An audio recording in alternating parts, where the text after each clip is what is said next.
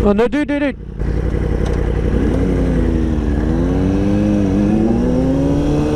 We'll put it here.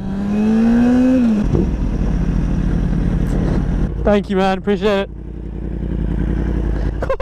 Okay, I'm not going to break your bike, Hugo, I promise. Oh my god.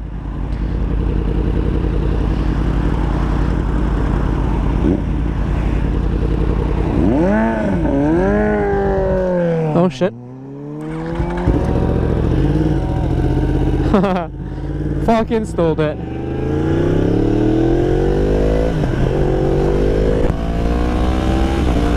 Oh my god!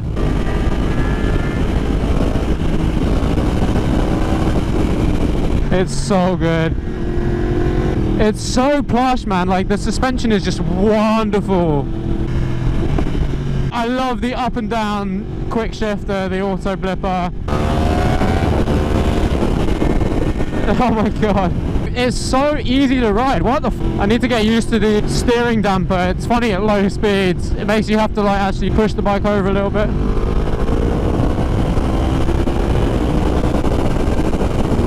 What a beautiful bike. What's up guys, welcome to another video. So today I'm going to run through my top 5 tips for riding on the street and how to make yourself a better rider. Stay tuned.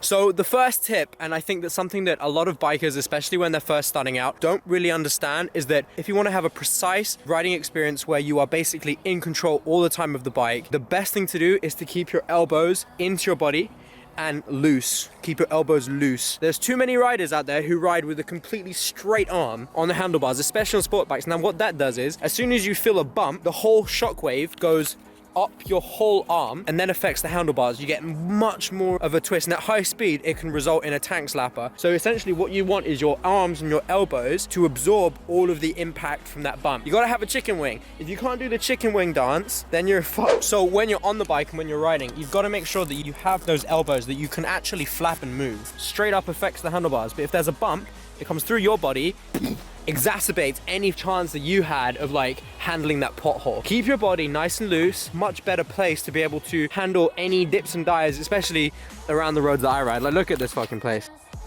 It's just gonna have dips and dives everywhere. Tip number 1, completed. Tip number 2 would be to hold on to the bike with your knees. Keep the balls of your feet up on the pegs here. Use your legs more when you're riding. You're actually able to get over in corners a lot more easier and a lot safer. So for instance, if I was turning left, this is kind of like an incline, hopefully the bike doesn't move. If we're turning left, you want to get all the way off the seat, but you've got to make sure that your knees are tightly locked into the tank right in this little dip here, so that when you're off and you're off the side of the bike like this and the bike's turning, you're holding yourself nice and tight there. Not as many people as they should actually realize that when you're riding a motorcycle, it's the legs that actually help you ride a lot better, and you have to do that. The number 1 injury motorcyclists have when they crash is they get a ripped out leg like that, because they put their feet down to try to save themselves, and the road is coming at you, and you put your foot down, your foot goes the other way, and it splits everything up here. So please ride with the balls over your feet on the pegs, please.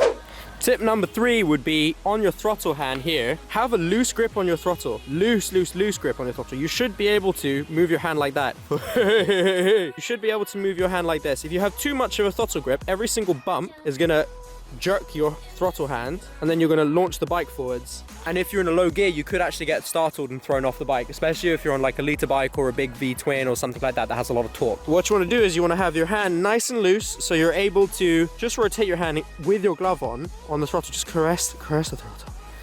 Just tell it how nice it is and how much it loves you. So tip number Great. James gets credit for this one because he told me this quite recently, and it's actually changed my life, changed my riding experiences forever. When you're riding, imagine that there is a plank of wood going straight up in front of the bike. So there's a whole plank of wood here that you can't see around it. You can't see through it at all. So what that means is that when you're actually turning the bike, you're leaning into corners, you have to look around the plank of wood like, I don't know, kind of a weird thing to do when you don't have a helmet on when you're not riding. But you have to look. I don't have my assistant here. Gabby's not here, so I can't do this. I don't have a stand. I can't show you this properly.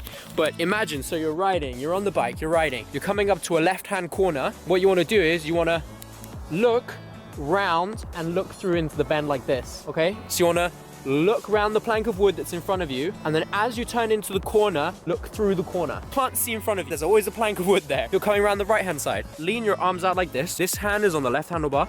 You're looking round the plank of wood, and as you come round the corner, look through the corner all the way to the end. So you're always round that plank of wood. It's kind of a funny one, but these kind of like little visualizations I think have always helped me ride, like learn to ride better. Plank of wood. So tip number 4, and this goes without saying, is always know the road that you're riding fast on. If you don't know the road, ride 50 to 60% of your capabilities, because if you don't know the road, that's the one thing that's going to catch you out. It's like riding on track. Like even Rossi, if it's a new track, he's going to learn the track, take the time to go around it, have a few laps, learn where all the shit is in the road, look for all the gravel points collection in the road, especially around here. You got to look for places that people could be pulling out on that can't see you. And once you know that road, then you can start riding fast, and then you can start improving your cornering ability on those roads. Well, it's fucking funny whenever you stop and then you see something like that. It's just a car in a hedge, and it's just been fenced off. Why is it there? What's the story behind that car? Tip number 5. Always look up. Don't look down, look into the road, look ahead of you in the road. And by that I mean, don't look at your speedo too often, don't look at your gear indicator, you should know what gear you're in. Always look ahead. It's that split moment where you look down and then there's a guy who's just slammed on his brakes in front of you. There are hawks over there, I don't know if you guys can see them. There's 3 of them. Come on, this is bullshit, dude. Oh, I can't make that. Woo, we made it!